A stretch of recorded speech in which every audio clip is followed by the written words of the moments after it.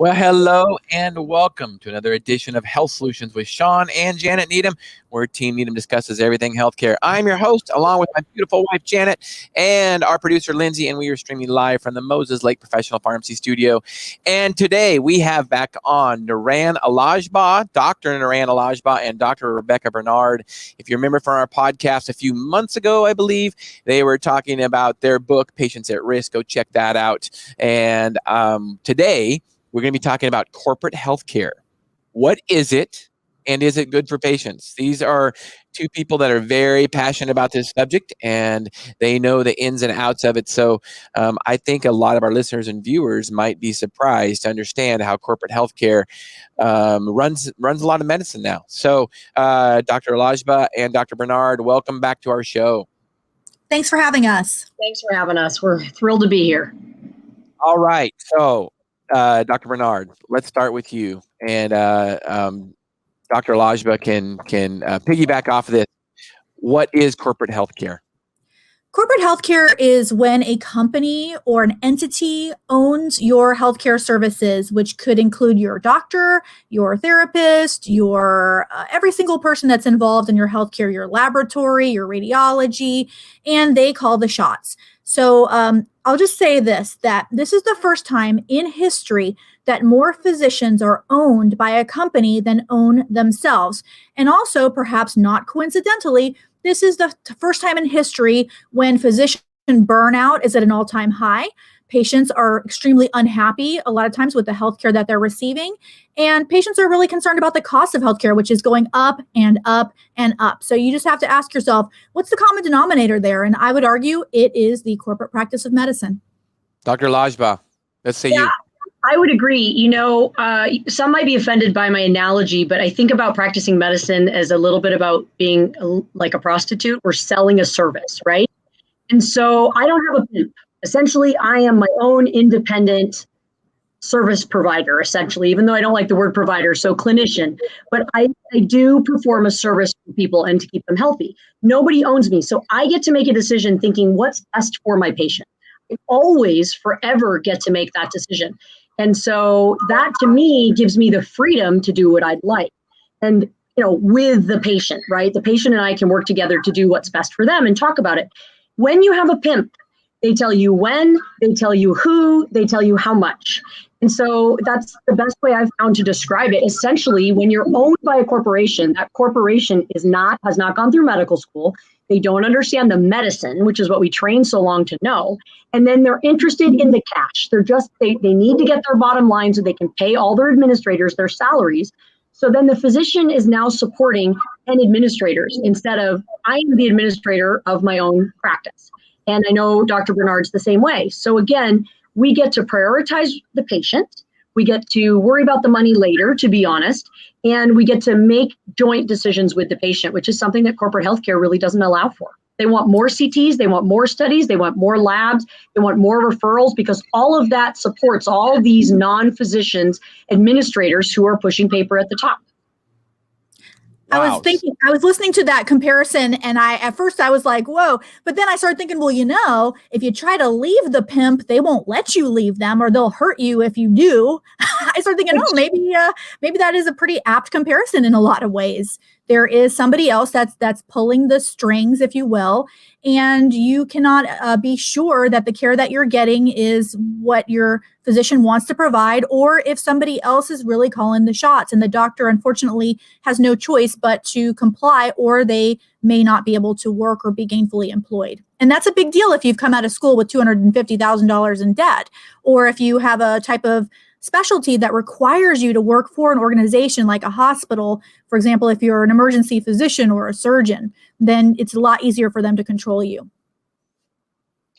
Wow. So what you guys are saying is that in corporate healthcare, physicians aren't making the decisions on patient care. Is that what you guys are saying? That's correct. And what happens is, like, let's take an average ER. Once the ER is owned by a private equity firm or a large hospital corporation, essentially they can come through and say, you did not order enough CT scans on your patients in this 12-hour shift. You did not order enough labs. You know, we need money, so you need to generate money. And me, I get to say, well, we don't have to do that CT because of this reason or that reason. Or again, I get to decide with the patient, do you want this study? These would be the reasons to do it. These would be the reasons not to do it. I sort of get to talk it over with the patient, and nobody is hiring me, firing me, or giving me a bonus for how much I do for the patient, meaning, not service to the patient, meaning how many labs, how many times can I poke the patient, how many extra things can I add on for services to charge money. I don't have anybody overseeing me and telling me I have to do those things. Sometimes it's really egregious, like Niran is saying. There are companies that we've heard of that do tell physicians and other staff members straight up that they need to increase their billing. Sometimes it's more subtle. I worked in an organization and they made it really clear that you needed to refer to other doctors within the group and within the hospital, within the organization. So it wasn't always that you would get told you had to do it, but there was pressure. You knew that that was the expectation, and that if it wasn't happening, potentially there could be consequences. The other thing that when I worked in a corporate environment, and I've worked in several, there's there's definitely money is the top priority a lot of times. So we used to have our doctor meetings every month, and they would always put up the slides of how much money we were making or not making. Somehow we were always in the red, but yet we had an awful lot of people making, 6 and 7 figure salaries above us.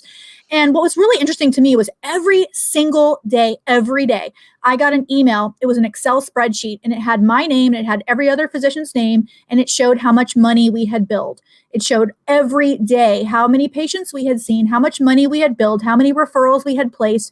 And, a lot of that was to inspire a sort of a sense of competition, or just to see where you stood.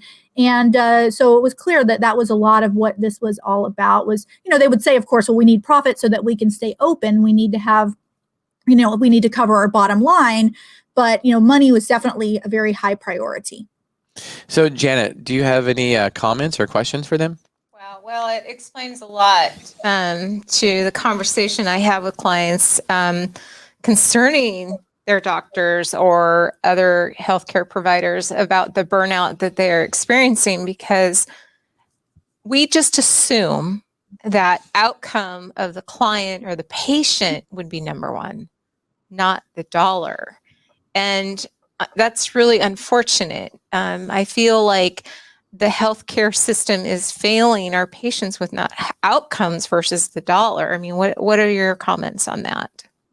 Well, I've always said I get the luxury of concentrating on outcomes because I really don't have to think about the money. And to say that, I'm not saying I don't charge people, because I do.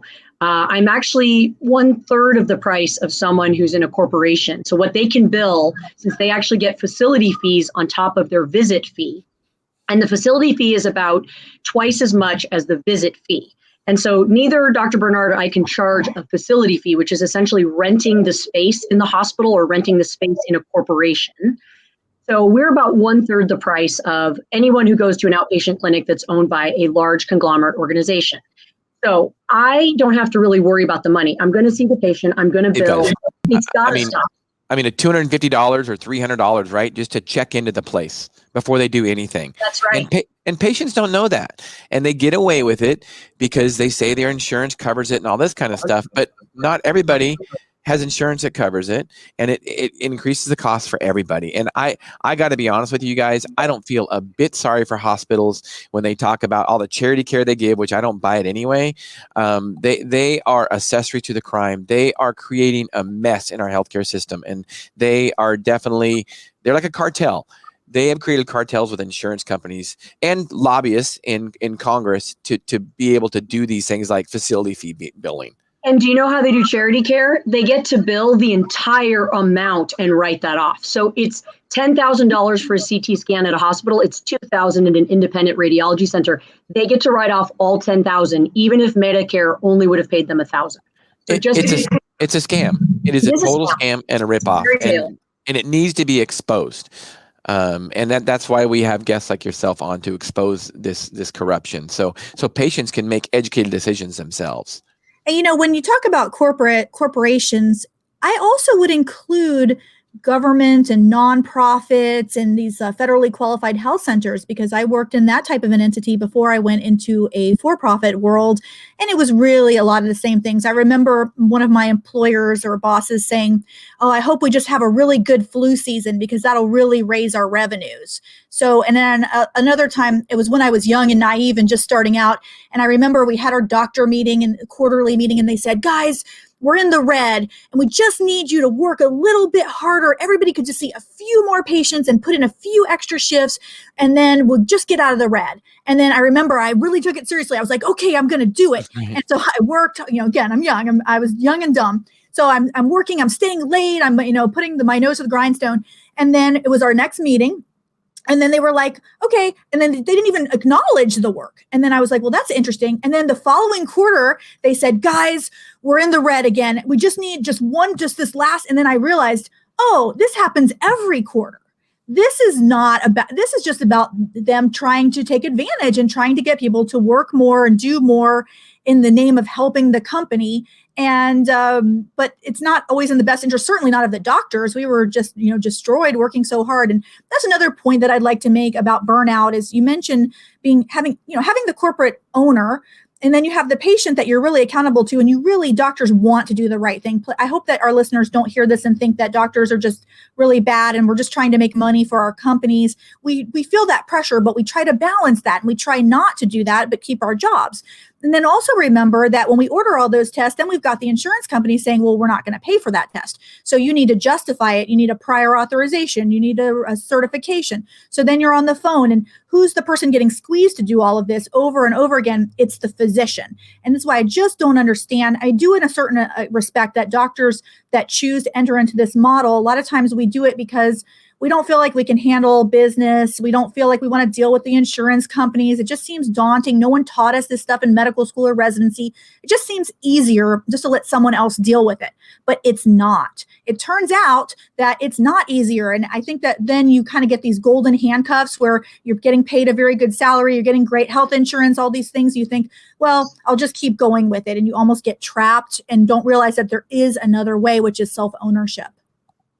Just Absolutely. like having a pimp. And that's where the pimp thing comes from. Right. That's a great analogy. And by the way, backing up on hospitals, nonprofit, for-profit, private, public, FQHC, federally qualified healthcare clinic, you're right. They are all the same, and they are all in the business of overcharging. Speaking of federally qualified healthcare clinics, and nothing personal against the doctors that are there or the clinics personally, but I don't think a lot of people realize that, they have what's called an FQHC rate, and Dr. Al-Agba, you can probably comment on that. But basically, anytime any patient, whether it be me that's paying cash or somebody that's insured or a Medicaid patient or a patient that's uninsured and can't pay, anybody that walks in that door, they get a federally FQHC rate, a certain dollar amount just for a patient encounter that walks in the door. Is that correct? That's correct. Yes. Will you elaborate on that? Sure. Well, Rebekah, you were there. You probably go for it. Well, I was just going to say, and they get even more if it's a rural health center. They get higher rates. In fact, I got a phone call. I wrote an article about this for fee.org about just my experience working in an FQHC. And I got a phone call from a doctor in one of the Carolinas, and he was telling me, I tried to open my own private practice in a rural area, and I could not succeed because of the competition from the federally qualified health center, which, by the way, pretty much staffs only non-physician practitioners. He said, it's kind of crazy because at Medicaid rates, which is what everybody pays, he said, I can't afford my overhead and I can't serve this community. This was a gentleman who was African-American. He grew up in the community and he wanted to serve it. And he said, unless I go to work for this entity, which I will not do because I don't want them to employ me, then I cannot actually survive in that market. Because like you said, these federally qualified health centers do make a higher rate on Medicare and Medicaid payments. And then they also qualify for grants and subsidies through the federal government. And as I mentioned, they are subsidized so that they are required to hire actually usually more nurse practitioners and physician assistants than physicians to staff these centers. Well, and speaking of the rural health designation, I know we live in a rural community ourselves, and I will tell you there's a clinic in Eastern Washington that basically has monopolized rural cities, and they go into any little city in the north central Washington area, and they basically monopolize them and put every independent doctor out of business because they get this rural health designation. They're a huge clinic. They have a big mothership that they refer to, and they basically destroyed independent practices in Eastern Washington, or in our Eastern Washington area. Well, and we even have a federally qualified health clinic that gets to go into the schools. So they were allowed to run clinics in the schools. And the only reason I found out about it is they were trying to immunize my patients. And I sort of had to throw a fit, and they were giving the patients, like, saying they needed 3 MMRs, and they were way off of whatever the recommendations were because it wasn't physicians. And so I really kind of made sure they stayed away from patients that were either at independent clinics or had other primary care physicians. For some reason, Dr. Al-Agba, I'm not surprised you threw a fit, and good for you. I'm shocked. Yeah, what's funny is this. I'll tell you, I always say it's me and my patients against the world. And so what's cute is my patients will throw fits, and then I kind of like follow behind and call the school and throw another fit. And it's like we kind of good cop, bad cop, whoever's trying to break us up. And it's amazing how many different pharmacies and schools and federal clinics and hospitals try to break me up from my own patients. So I love that they fight as hard as I do. And that's why I've survived as long as I have. Well, I get that a lot. Sorry. I get that from my patients that hear from Medicare or insurer-sponsored services where they want to come to their home and do some kind of have a nurse come by, and they'll say, "I'm not letting that person into my house. That's not my doctor." I love it when they get feisty like that. I think it's okay. It's okay. They're like, "No, I only want to talk to my doctor about my problems. I don't want to talk to somebody from the insurance company." Well, and I think that kudos goes out to you guys for educating your patients about those kind of things. So at least the communication and the relationship that you have built with them, they can come to you and ask, like, "Hey, so-and-so wants to come out and immunize me," or whatever. And you guys can, they've got the communication lines open where you guys can educate them on that. So thanks for doing that. I think that's the most important part about being your own person is that, again, I know my patients. If it's Susie Smith or Jones and I see them, I know them in the community. I know who they are. I know their medical problems. I went on a walk yesterday and one of my patient's parents was gardening in her yard. Now I know where she lives, which is kind of cool. But you just it's like family. So I think Dr. Bernard and I can say, I think of my patients like they're my family, and I can send them to whatever doctor I want to as a specialist. I send them to who I take my own family members to. And it's a unique, specialized way of caring for patients. That's right. So Janet, you had a comment? Well, I just want to say I don't believe this is too far back in our history that's how medicine was practiced. Growing up in a small community myself, our doctor probably delivered everybody in the community almost. And the nice thing about having those relationships is you can identify problems just by knowing that patient of what's not normal in their behavior or what they're telling you, because I don't think when you get a 10-minute or even a 15-minute session in a doctor's office and you can't even talk to one another, that's accomplished. I feel like that's just a waste of effort and time. And many times, if I look back at my own healthcare, walking beside that doctor and knowing him and him knowing me, we made decisions together and it was comfortable, and he knew our family, just like you said. He knew where you lived. He knew what you did for, a job, or what you were as a student in high school or grade school. It's a huge difference. And I think corporate America has taken away relationships, and I'm glad you're fighting for them, because I think that's key in overall health, because who is the person you're going to call to when you have a problem? The person you don't know that's not listening to you. Just as a side, Friday, I had a little lady come in and she couldn't see her doctor because Medicare wouldn't cover another visit, but she was struggling with anxiety. She was shaking. She was so upset. And it's sad to me. It's really sad. There's patients out there that need care, need somebody to interact with them and help them. And, she's coming in to me to help her with her problem. And I can't prescribe for her. I can only listen. And it's sad how many people are falling through those cracks. Me too. And I encourage people when they have a relationship that maybe isn't ideal or they can't have access to their doctor to go find an independent practice. I've said That's this right. for years. Find a doctor who owns themselves. I'm a 3rd generation independent primary care physician. And I remember my grandfather said, you'll never be good because you're not going to be doing home visits. You just simply can't know anyone till you're in their home. And he used to lecture me about that all the time. And the thing is, I agree to a certain extent. You have to know the family. You have to know what animals they raise. You have to know where they travel. You have to know all these things. And again, I have the luxury of this. 2nd and 3rd generation families are coming to the practice. And it honestly, it's great for the patient, but I got to say, I love it. And it prevents burnout because I'm seeing my friends and I know they're going to see me through whatever happens to me. And I'm going to try to see them through whatever happens to them. And that's the whole point of a relationship. And isn't it true that a lot of times these corporate clinics, like I can think of in our small town, we basically have 3 big players in town that would be defined as a corporate clinic. And I think it's interesting because I can't even keep up anymore. The doctors are gypsies there. I mean, multiple doctors have worked at all 3 clinics. They'll work at one 2 years, they'll work another one 2 years. And so how can a patient really establish a relationship with a doctor when they're like gypsies in those places? And if you guys could comment, is it true that a lot of times at those corporate clinics, if you have, a certain doctor that many times when you go into that clinic to see that doctor, somebody else is going to see you. Is that correct? That could definitely happen.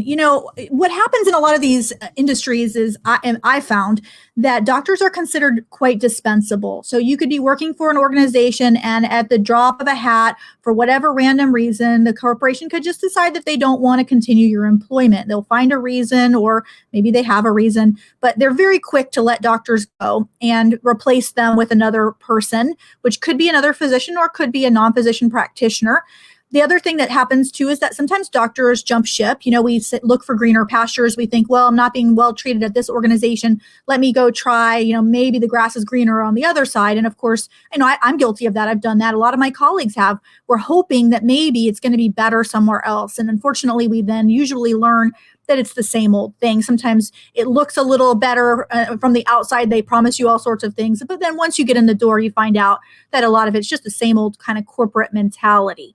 And then, of course, sometimes they'll hire doctors that are locums, meaning they're travel doctors coming from other places. Sometimes that's all they can find because they fired all the other doctors Right. before standing up to something or complaining about something. One thing that I can tell you about these corporations, they do not like it when doctors speak out. They hate it. I mean, look at that Dr. I think Ming, who spoke out about not having protective equipment. He was an ER doctor out in Bellingham, Washington.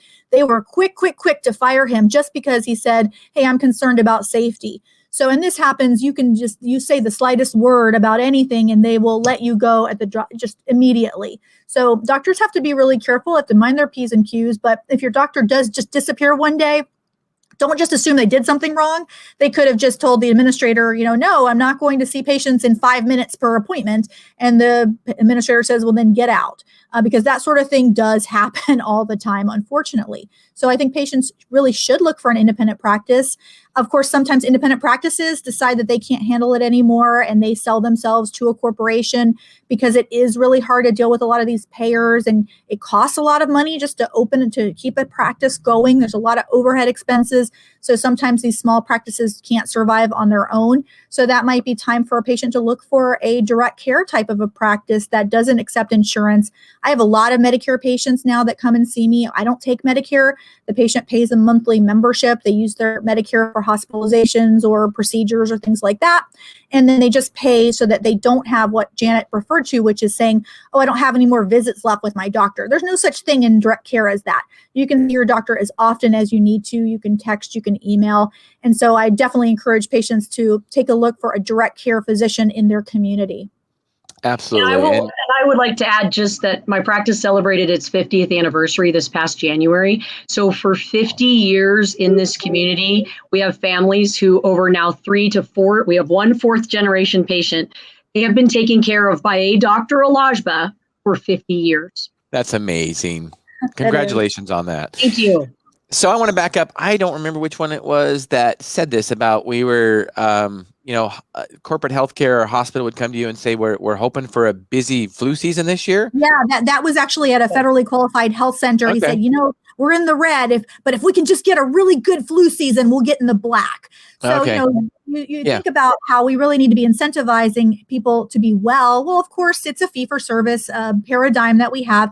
And so there's this corporate mentality shift and government payer shift towards what they call value-based care. But the problem, of course, becomes value to whom? Who is the person that makes that decision about what is value? And often what it turns into is value to the company or value to the government and saving money, let's say. So then that's a whole nother thing you have to think about.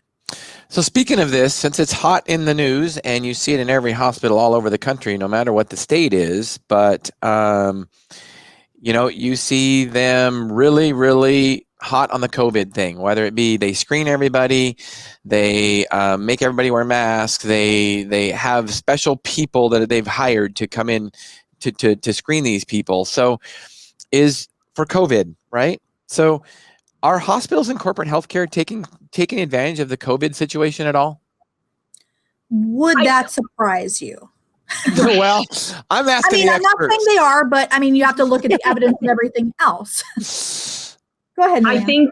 I think there's probably two sides to that too. They are spending a lot more on protective equipment. They're having to contain major outbreaks. But I think there's a lot more they're fighting. But I would say this, that they definitely are cutting salaries of physicians. They're cutting salaries. They've laid off a number of both physicians and non-physician practitioners over the past year. Now the rubber meets the road with all this extra required or extra protective efforts and things. They're now losing money far more than they were before. And they have these administrators at the top. They have to pay $700,000 to $1 million annually in salaries. So the cuts have to come from somewhere, and the administrators aren't going to self-select themselves off the payroll. So essentially, they are making up for it by eliminating people and then having to see more patients more quickly with your practitioners. Let's not get rid of the non-clinical staff, the administration, right? Let's not get rid of them or cut their salaries. It's so backwards. I can't figure it out. Yeah, well, it's just follow the money. And here's one of the things I think about the COVID thing. And you guys, feel free to comment on this. The way hospitals are, they've got one of the biggest lobbying groups in the nation. And so they can lose all this money on COVID, and they know that what's going to happen in the end is they will lobby Congress to get bailed out for all this stuff. So I honestly think that there will be screeners at hospitals for the rest of my life checking for COVID just because they're going to get paid extra for that. I don't know. That might not be the case, but I could see that happening because hospitals have a big strong lobby group. I think what you're getting at is unnecessary care. So you're getting at unnecessary expenses and unnecessary use of resources. And you are right. When an organization, especially federally qualified health clinic, but any large corporation, they lobby Congress and they get reimbursed. And yes, you are going to see that because follow the money, like you said. They're making decisions on widgets, not people. But, I see that in every industry. For example, at this point now, COVID's been around long enough that we understand a lot more about it that we didn't in the beginning. For example, we know that COVID is not really transmitted by fomites, or in other words, objects that you touch. And yet the restaurant still won't give you a menu. And, you can't try on clothes in a store. And things like that. And I think that's where people get really frustrated, or temperature checks are still being done when there really is no great evidence that really makes a difference. And I think people get tired of complying with all of these regulations and requirements if there's not good reason for them. If it makes sense to do something, then I think most Americans are going to say, well, okay, that's logical. There's evidence that is helpful. And then there's all these other things that we're doing that may not really make sense. And it's really just disrupting our ability to get back to some semblance of normalcy, which is what we all really want to be able to do. That's right. That's absolutely right. So as we wind this podcast up, I want to ask both you guys, I've asked this before, but we're on a little bit different subject now. So Dr. Bernard, what do you have a passion for? What drives you? It's, I always love to travel, and now I cannot because of COVID. And it's kind of funny because now that I'm thinking about, well, maybe soon I'll be able to travel, it's kind of feels really strange because we really are in a different world now. So I'm trying to find some other passions. Like, of course, I love to write. Writing is a hobby, but I'm trying to find other things. And I think that's something that all physicians need to do, because we sometimes we are so busy with work that we forget about just trying to have some fun. So trying to find more things like that. But of course, my biggest passion, as we've talked about, is the writing and spreading the word, and also focusing on physician wellness. And I think not being employed by a corporation is definitely a step in the right direction when it comes to physician wellness. Yeah, amen to that. So, Dr. Al-Agba, how about your passion? You know, it's going to sound boring, but my passion has and will always be helping children be the best that they can be in their lives. There's no greater satisfaction than I get from watching and raising my own kids, and then watching and raising 3,000 other children that are in my practice. So I'm back after a week of vacation in Friday Harbor, and I'll tell you what, I miss these kids, and I miss getting to see them and hearing what they're doing and hearing about their lives. It's really like I get to be the mom to 3,000 kids. And it's really what drives me. I love children. Well, I think you make that pretty obvious, the way you talk and the way you, present and talk about the history of your dad and your grandpa. And, it comes out in our work, and it's so nice to see a physician, both physicians, you and Dr. Bernard, that are happy with what they do, because unfortunately so many physicians are unhappy, and it is very sad to talk to them how, they recently got out of med school and they've been out a year and they're just not happy with their practice. So that being said, it is possible. You guys are two examples of that, and independent physicians are usually happier. So thank you guys for doing that. Thank you for standing up for your patients, and thank you for standing up for the healthcare system. I appreciate you being on our show again. Thanks for having us. All right. Well, Thursday, you don't want to miss. We have an episode, as we do our midweek podcast every week. We have Carolyn Stites. She's going to be talking about Vibrogenics. It's a machine that helps to support circulation and some other health issues. So you don't want to miss out on that. It is 12:30. Is that correct, producer? It's Wednesday. Sorry. It's usually Thursday. It's Wednesday. It's Wednesday, 11:30? 11 to noon. So don't want to miss out on that. And as always, thank you for tuning in to Health Solutions with Shawn and Janet Needham, Dr. Al-Agba, Dr. Bernard. Thank you so much for being on today. Thank you. Thanks.